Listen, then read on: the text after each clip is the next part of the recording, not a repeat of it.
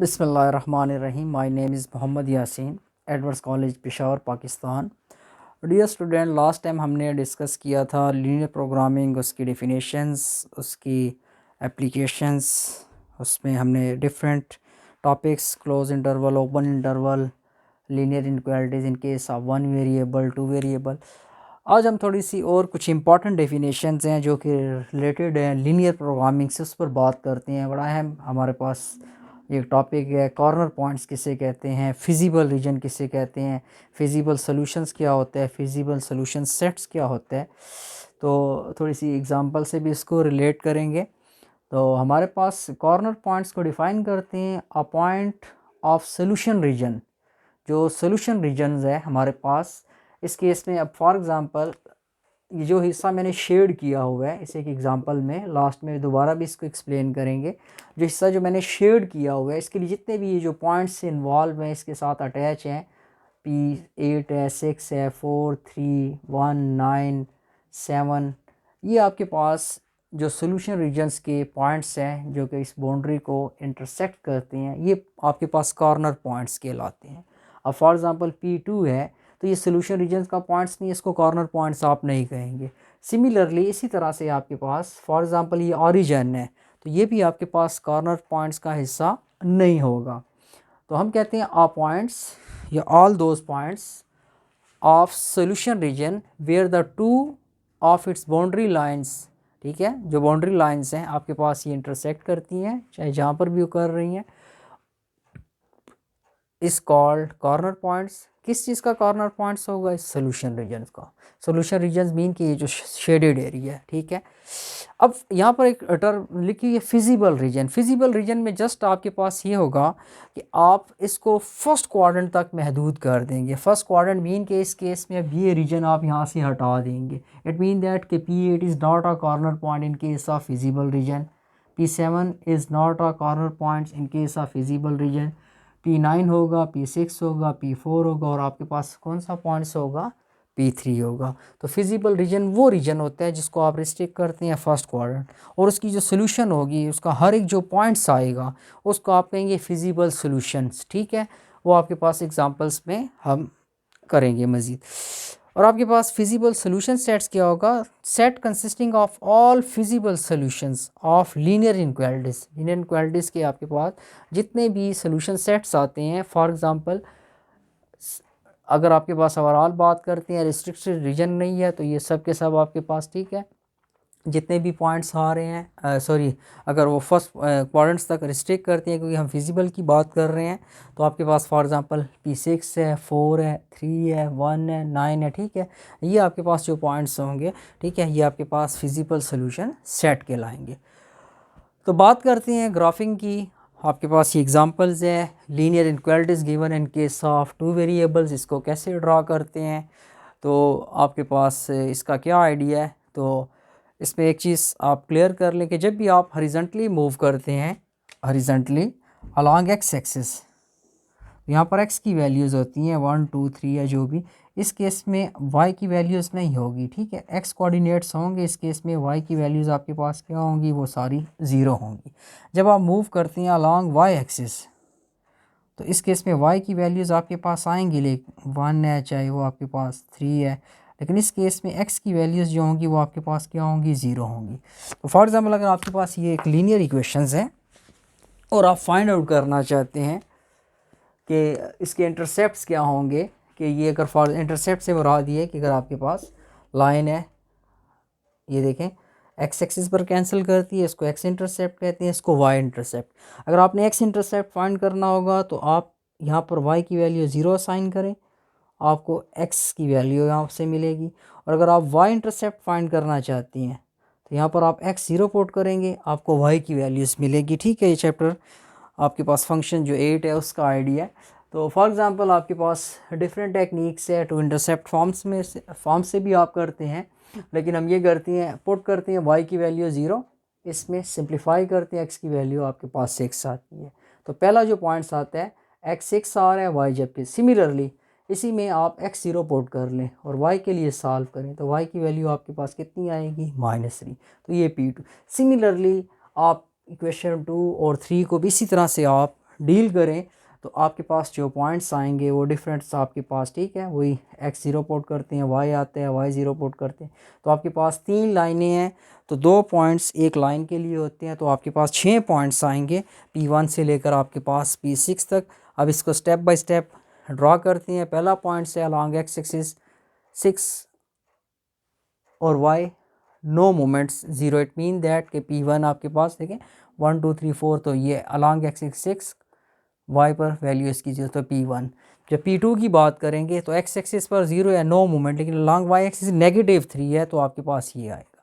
तो ये 2 पॉइंट्स आते हैं आपके पास P1 P2, इसको आप मिला दें तो ये आपके पास एक लाइन, जिसको मैंने L1 का नाम दिया, ये आपके पास एक लाइन आती है क्लियरली।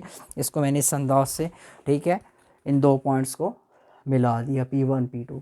फिर नेक्स्ट आपके पास जो पॉइंट्स आ रहा है P3, अलॉन्ग x एक्सिस आपके पास मूव करते हैं 1, P4 में अलॉन्ग एक्सिस 0 है, लेकिन अलॉन्ग y एक्सिस कितने हैं 2 है। फिर ये 2 पॉइंट्स आ रहे हैं, फिर आप इन दोनों को मिला दें तो आपके पास एक लाइन। सिमिलरली आप P5 और P6 को भी आप ड्रा करके मिला दें तो आपके पास ये एक रीजन सा आ रहा है। अब आपके पास, अब इसमें ये रीजन मैंने यहाँ पर शेड किया हुआ है, इसका क्या आइडिया है, इसको कैसे शेड करेंगे, तो इसका आइडिया के लिए ये कि आप टेस्ट पॉइंट्स का एक कंसेप्ट है, टेस्ट पॉइंट्स आप ओरिजिन चूज़ करते हैं।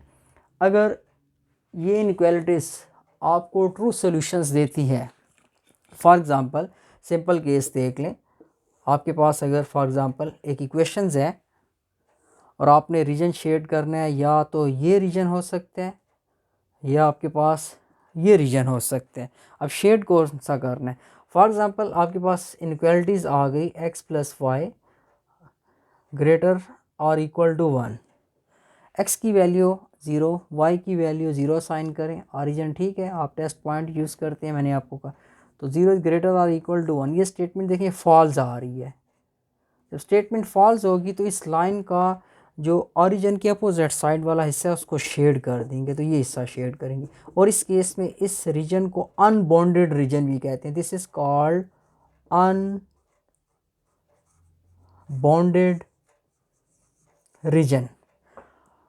और इन केस फॉर एग्जांपल आपके पास आ जाता x + y लेस और इक्वल टू 2, इस केस में अगर आप असाइन करते हैं 0 + 0 0 इज़ लेस देन, अब देखें ये स्टेटमेंट ट्रू आ गई है इस केस में, तो फिर लाइन का ये हिस्सा शेड नहीं करेंगे, फिर आप ओरिजिन वाली साइड्स को, ये बिलो हिस्सा आपने क्या करना है, शेड करना है।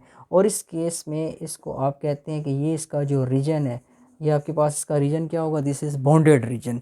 इसी चीज़ को अब यहाँ पर देखिए अप्लाई करते हैं, तो आपके पास फॉर एग्ज़ाम्पल ये फर्स्ट लाइन, इसमें x की वैल्यू 0 0 साइन करें, 0 0 0 इज़ लेस देन 6, देखें स्टेटमेंट ट्रू आती है। तो L1 का आप कौन सा हिस्सा शेड करेंगे, जो ओरिजिन की साइड पर है, तो मैं इसका अबाव हिस्सा शेड कर देता हूँ। फॉर एग्जांपल आपके पास ये सारा हिस्सा शेड, ये हिस्सा मैं शेड नहीं कर रहा हूँ, ये भी इसके अबाव आ रहा है, लेकिन क्यों नहीं कर रहा हूँ अभी आपको अंदाज़ा होगा। दूसरा आपके पास इस इक्वेशन में 0 + 0 0 इज़ ग्रेटर दैन 2, ये स्टेटमेंट फॉल्स है। तो L2 का अब आपके पास ओरिजिन वाला हिस्सा नीचे हिस्सा शेड नहीं करेंगे, बल्कि इसके जो अबाव हिस्से हैं वो शेड करेंगे। फिर वही बात कि ये हिस्सा भी आना चाहिए था ऊपर वाला सारा, लेकिन शेड नहीं कर रहा क्योंकि आगे देखता हूँ रिस्ट्रिक्शन ना हो। आखिरी लाइन इसमें 0 + 0 इज़ लेस और इक्वल टू 10, देखें फिर स्टेटमेंट ट्रू है, तो आपके पास ये जो L3 है स्टेटमेंट ट्रू है, तो ये जो बिलो हिस्सा है ये शेड करेंगे, जिस तरह मैंने एक्सप्लेन भी किया कि अगर ट्रू आता है तो आपने कौन सा हिस्सा शेड करना है, बिलो वाला।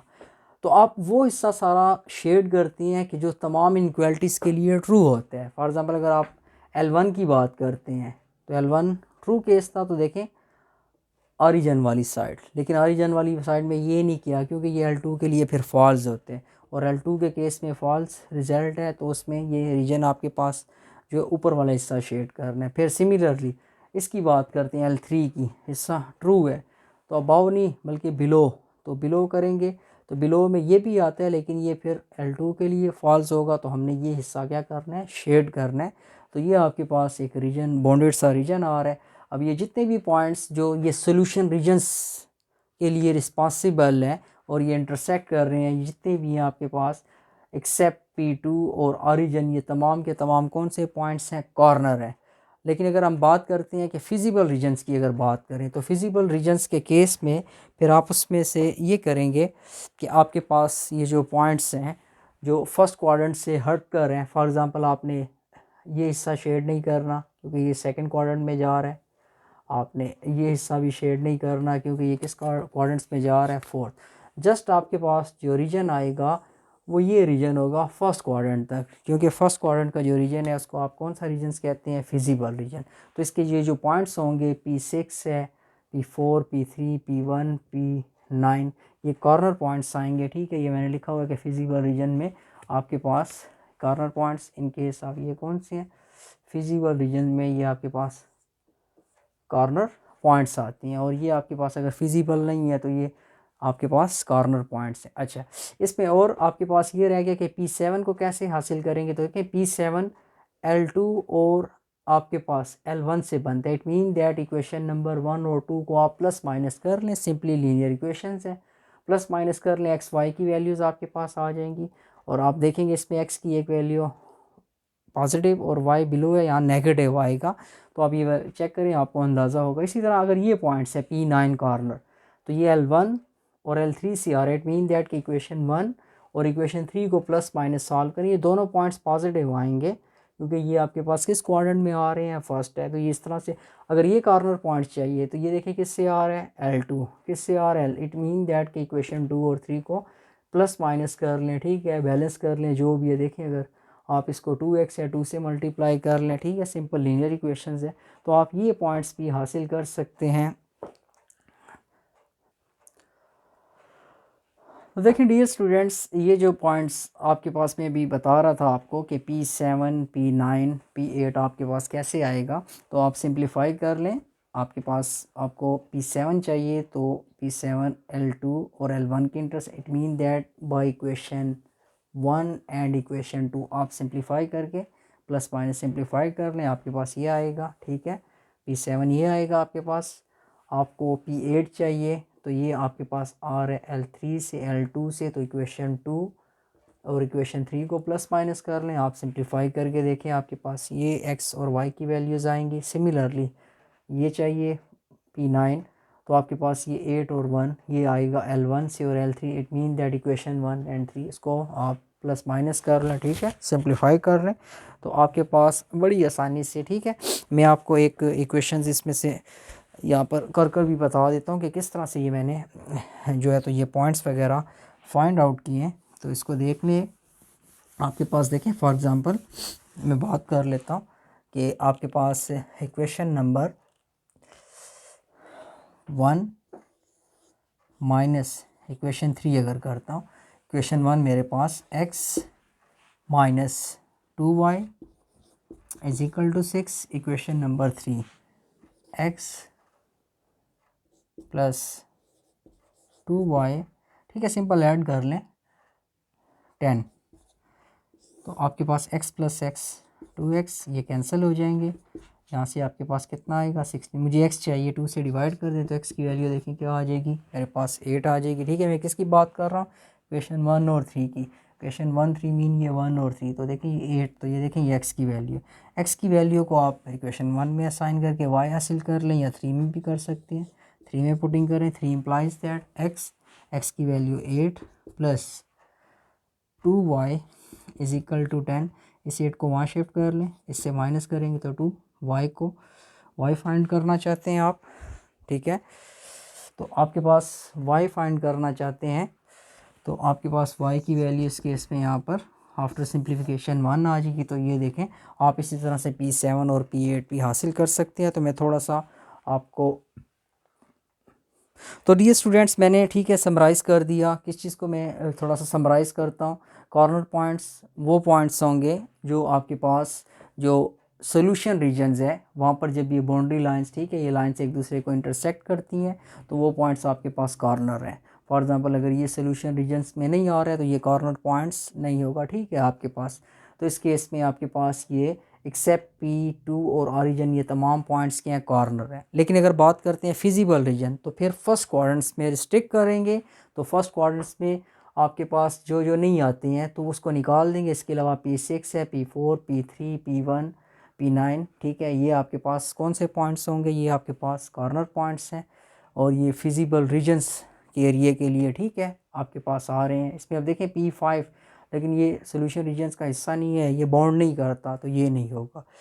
तो आपके पास फिजिबल रीजन्स में जो हिस्सा रिस्ट्रिक्ट करते हैं, ठीक है, फर्स्ट क्वाड्रेंट में जो रीजन रिस्ट्रिक्ट करते हैं उसको फिजिबल रीजन्स कहते हैं, उसकी सॉल्यूशंस को फिजिबल सॉल्यूशन, और उसमें जो आपके पास जितने भी वो सॉल्यूशन सेट्स आते हैं, ठीक है, उसको आप फिजिबल सॉल्यूशन सेट्स कहते हैं। फिर आपके पास जो ग्राफिंग करते हैं, तो उसमें हमने ग्राफिंग में बात की, एक्स की वैल्यूज़ चाहिए, वाई ज़ीरो असाइन करेंगे, एक्स आएगा, एक्स की वैल्यू वाई की वैल्यूज़ अगर चाहिए एक्स साइन ज़ीरो करें, वाई आएगा। इसी तरह आप 6 पॉइंट्स हासिल कर लेंगे, तो 6 पॉइंट्स आपके पास 3 लाइंस बनाएगा, तो 3 लाइनों को आप ड्रा कर लें। फिर आपने रीजन कैसे शेड किया, तो मैंने एक्सप्लेन किया कि अगर आप टेस्ट पॉइंट लें ऑरिजिन, तो अगर आपके पास रिजल्ट ट्रू आ रहा है तो ऑरिजिन वाली साइड्स को आपने क्या करना है, लाइंस के उस हिस्से को ऑरिजिन की साइड से शेड करना है, और अगर फॉल्स आते हैं तो फिर आपने आउटसाइड, जिस तरह L2 से था देखें तो फॉल्स आ रहा था, तो आपने अबाव हिस्सा शेड किया, लेकिन इस तरह से शेड करेंगे कि तमाम के लिए ट्रू आए। तो इंशाल्लाह नेक्स्ट टाइम हम बात करेंगे इस पर, और भी सिंपल एग्जांपल लेंगे और कुछ मैथमेटिकल मॉडल लेंगे। अपना बहुत बहुत ख्याल रखें। To be continued. Thank you very much. Allah हाफिज़।